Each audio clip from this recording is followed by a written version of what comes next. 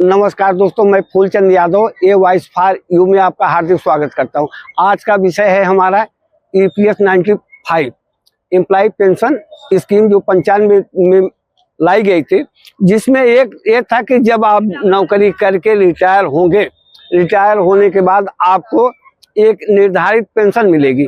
Pension मिलने का तरीका ये था कि जो आप नौकरी करते हैं, जो आपको सैलरी मिलती है, उस सैलरी से आपका 12% कटेगा। 12% कट करके 1.6 कट करके जो है EPFO कार्यालय में जाएगा।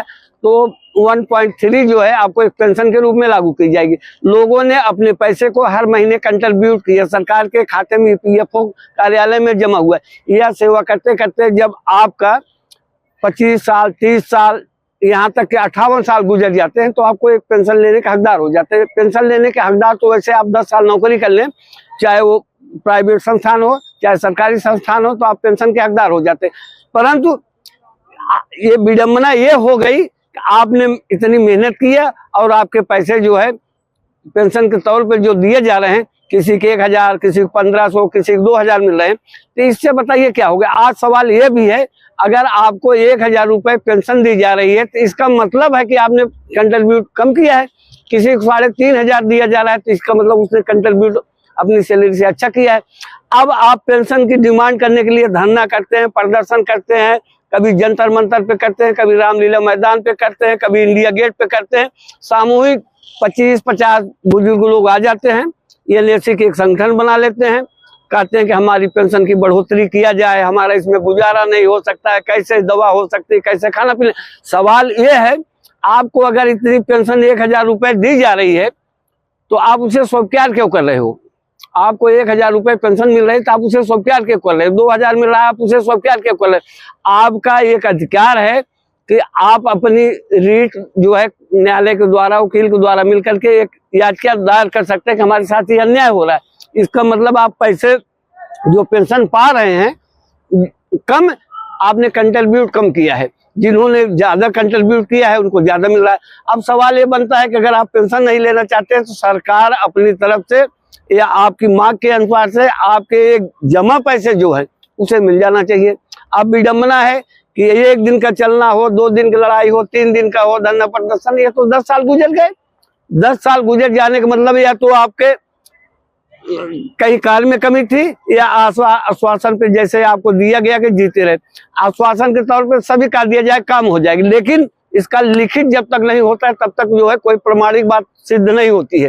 प्रधानमंत्री ने कह दिया, हेमा मालिनी जी ने कर दिया, या आपको वित्त मंत्रालय से कोई आश्वासन मिल गया तो आप उस पर जो है अस्थायी हो गए कि हमारा काम हो गया, भाव विभोर गए। इस तरह से सरकार जो है पहले कभी, आज के 2 साल पहले आप याद करें जब किसान आंदोलन चल रहा था तो हमारे आदरणीय प्रधानमंत्री जी ने कहा था कि MSP की मांग पूरी की जाएगी, किसानों पर जो मुकदमे हैं वो वापस कर लिए जाएंगे।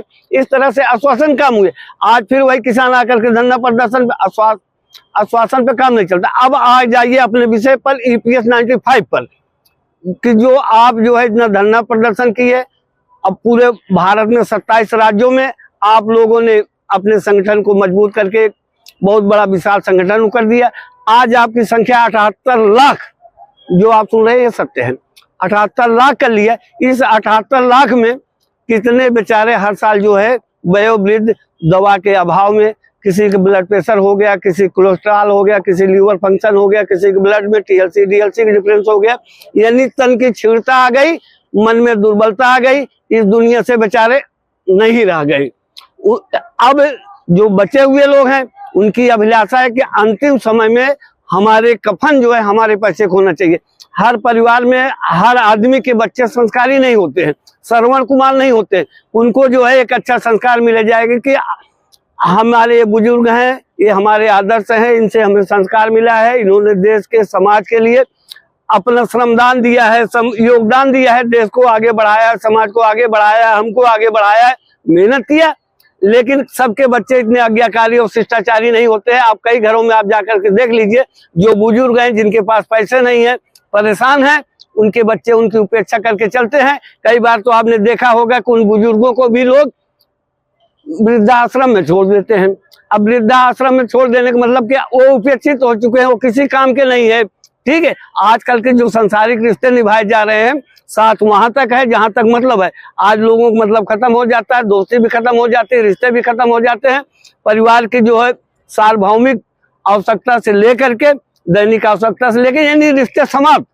तो यानी जो मैं कई बार आप लोगों से कहता हूँ कि यानी human body can not live without money, बिना पैसे का कोई आदमी जीवित नहीं रह सकता है। अगर आज बुजुर्गों के पास 2 पैसे हैं तो उनके नाती पोते बच्चे भी उनके साथ लगे रहते हैं कि हमारे दादाजी हमारे लिए ये लाएंगे वो लाएंगे। छोटे बच्चों को डिमांड होती है। कई बार जैसे शेर है वो किसी के दर्द से उसका कोई मतलब नहीं, बच्चों को किसी के दर्द से कोई मतलब नहीं, भिखारी को किसी के दर्द से कोई मतलब नहीं, राजा को किसी के दर्द से कोई मतलब नहीं। इन सब लोगों को किसी दर्द से कोई मतलब नहीं होता। तो ऐसे में वो सम्मान के साथ प्रतिष्ठा के साथ अगर जीना चाहते हैं तो उनको करना चाहिए। सरकार ने पिछली जनवरी आपने 22 जनवरी को देखा कि प्राण प्रतिष्ठा जो है भगवान श्री राम की। आज हमारी सरकार करे एक पत्थर में प्राण प्रतिष्ठा करके भगवान श्री राम को, जिस पत्थर को तराशते तराशते आदमी ने पत्थर से पत्थर को भगवान बना दिया। नतमस्तक होकर के लोग श्रद्धा से भाव विभोर होकर के चढ़ावा भी चढ़ा रहे हैं, दूर दराज से दर्शन करने भी जा रहे हैं। क्या वो हमारे लिए आदर्श नहीं है? क्या वो हमारे लिए पूजनीय नहीं है? ये बुजुर्ग वर्ग जिनके प्राण की भी थोड़ी रक्षा हो जाए, थोड़े पैसे मिल जाए दवाइयों के लिए, थोड़ी उनकी प्रतिष्ठा भी बढ़ जाए। दवाइयाँ अगर पैसे उनके पास मिल जाएगी तो अपने ब्लड प्रेशर के, शुगर की, डायबिटीज की, अर्थराइट पेन की, ये जो इन्फेक्टेड बॉडी है उसका इलाज कुछ हो जाएगा। लेकिन सरकार उसके प्रति भी कोई उदारता नहीं दिखा रही है, इनकी व्यवस्था पर भी तरस नहीं, केवल आश्वासन पे आश्वासन, तारीख पे तारीख देते जा रही है। कब भला होगा? आप लोग जो है मोदी मंत्र में लगे रहिए और राम राम में लगे रहिए, भगवान आपका भला करेंगे। ऐसा नहीं होना चाहिए। सरकार को चाहिए उदारता दिखाते हुए अपने अंदर शिथिलता का भाव रखते हुए कि इसके योग्य है, इनके ऊपर जो है कुछ रहम किया जाए। रहम ना किया जाए, इनके खुद के पैसे हैं। इन्होंने ईपीएफओ कार्यालय में अपने लाइफ सर्विस के टाइम में इतने पैसे जमा किए हैं कि अगर इनके पैसे मिल जाए तो इनके परिवार में गृह निर्माण से लेके बच्चों को शादी ब्याह पढ़ाई लिखाई सब आसानी से हो सकता है। लेकिन वो जमा पैसे भी नहीं जा रहे हैं। हमारे प्रधानमंत्री जी रेवाड़ी के एक मंच से कहते हैं कि हमने वो आरोपी को इतने पैसे दे दिए, आरोपी के जो आंदोलन चल रहा है उनको दे दिए, उनको इतना दान दे दिया। देश के निर्माण जोगी प्रतिष्ठानों के लिए यहाँ चाहे आप बनारस की रैली में देख लीजिए, करोड़ों करोड़ों का जो है नई नई योजनाओं का लोकार्पण हो रहा है, शिलान्यास हो रहा है, सब कुछ हो रहा है। लेकिन इन वृद्ध जनों के स्वाभिमान के लिए क्या किया जा रहा है? यह मांग सबकी है।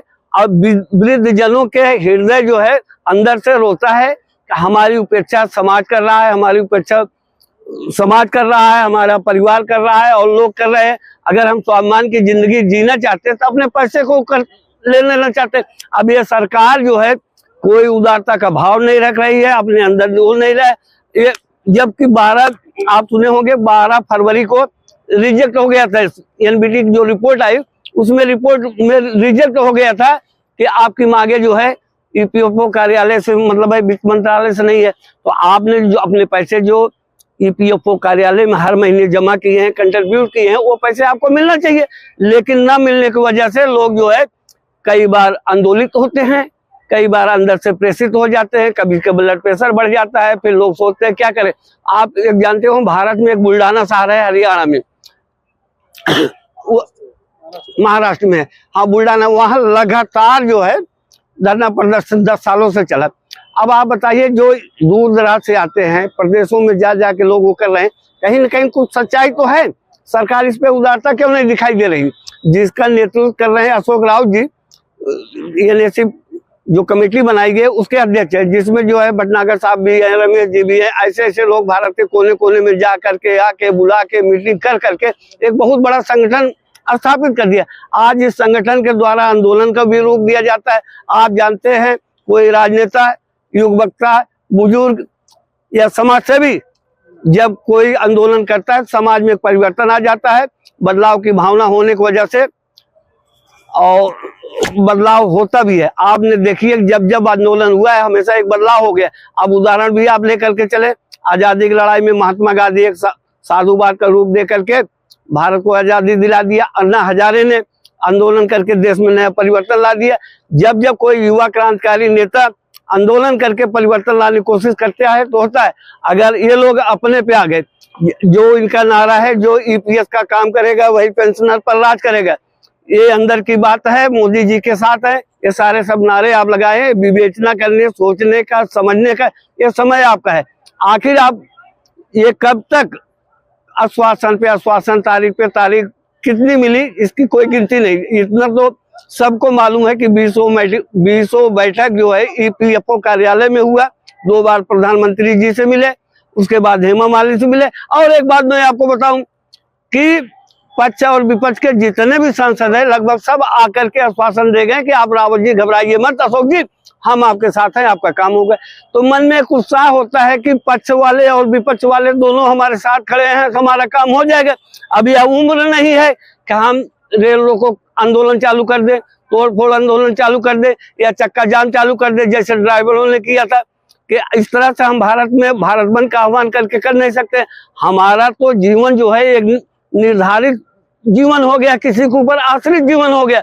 आज अगर हम जी रहे हैं, चल रहे हैं कहीं पर, तो हम अपने बच्चों के ऊपर रह रहे हैं, नाती पोतों के ऊपर रह रहे हैं। भाई हमें हमारी आवश्यकता है कि हमें दवा के भी पैसे चाहिए, हमें खाने के लिए पैसा है, नात रिश्तेदारी समाज में कहीं आना जाना है तो उसमें सहयोग की भी जरूरत है। तो हमारी लाचारी और बेबसी की जो जिंदगी ईपीएस 95 पेंशनरों को बना दिया गया है, ये सरकार की बदौलत है। सरकार पर प्रश्न चिन्ह खड़ा होता है। अगर आपको नहीं करना था, अगर आपको आगे नहीं पूरा करना था तो आप आश्वासन भी न देते। कब तक आश्वासन के बल पे चलेगा? आश्वासन से एक धोखा होता है, विश्वास के साथ धोखा होता है, छल होता है। तो ये मान के चलते हैं बड़े बूढ़े वृद्ध पेंशनरों के साथ ये आश्वासन जो है एक धोखा के तौर पे हुआ। ये धोखा एक दिन को हो चल जाए, 2 दिन को हो चल जाए, बार बार का धोखा तो अच्छा नहीं होता ना। अगर ये वृद्धजन आंदोलित हो जाएंगे, आपस में कोऑपरेट कर लेंगे तो हमें सरकार बदलना है, तो हमारा ख्याल है कि मत प्रतिशत पर जो है इसका प्रभाव पड़ना शुरू हो जाएगा।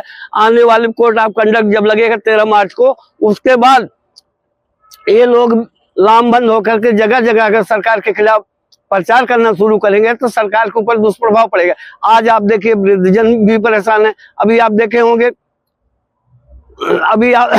होंगे तमाम तरह के आंदोलन चले ना, लेकिन सबसे ज्यादा प्रभावकारी और लंबा समय तक आंदोलन चलने वाला अगर कोई रहा तो एनएसी कमेटी का जो आंदोलन चला है वृद्धजनों के ईपीएस 95 पेंशनर का, इससे ज्यादा लंबा आंदोलन अब तक जो है कोई चला नहीं है। कोई 1 दिन का आंदोलन, कोई 2 दिन का आंदोलन, ऐसा चलता रहा। दोस्तों अब आपको जजमेंट करना है कि आपको क्या करना है। ये आपके शीर्ष नेतृत्व के जो नेता हैं, अशोक रावत कमांडर, जिनके नेतृत्व में आप लोग चलते हो, अब आपको क्या करना है। समय कम है, सीमा भी कम है, ये निर्भर आप पर करता है। फैसला आप क्या लोगे ये आपके ऊपर निर्भर है। मैं चाहता हूं कि 13 मार्च के पहले आप लोग अपना कुछ जजमेंट कर लीजिए, नहीं फिर आशा आश्वासन पर आपकी जिंदगी ऐसी कैसी रह जाएगी। इसी के साथ मैं अलविदा चाहता हूँ। फूलचंद यादव।